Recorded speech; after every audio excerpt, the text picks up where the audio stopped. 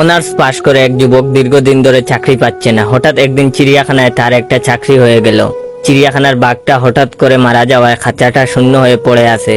কর্তৃপক্ষ বলল, তুমি যদি খাঁচার ভেতরে একটা বাঘের পোশাক পরে বাঘের মতো তর্জন গর্জন দিতে পারো তাহলে মাসে 8,000 টাকা পাবে।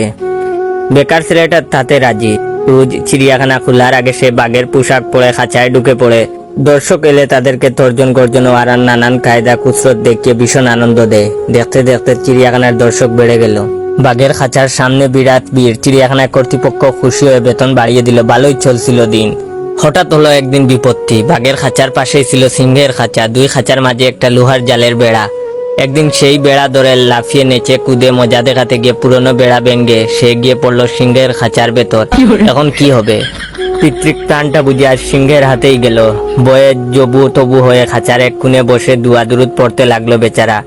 এদিকে সিংহটা কিছুক্ষণ চুপ করে বসে থেকে ধীরে ধীরে উঠে দাঁড়ালো। তারপর আস্তে আস্তে এগিয়ে আসতে লাগলো তার দিকে। বয়ে তো তার প্রায় হার্ট অ্যাটাক হবার জোগাড়। এদিকে সিংহটা একেবারে কাছে চলে এসেছে। প্রাণের মায়া ছেড়ে দিয়ে ছেলেটা যখন কালেমা পড়া শুরু করলো ঠিক তখন সিংহটা বলে উঠলো, ভাই এত ভয় পাবেন না, আমি অনার্স পাস বেকার।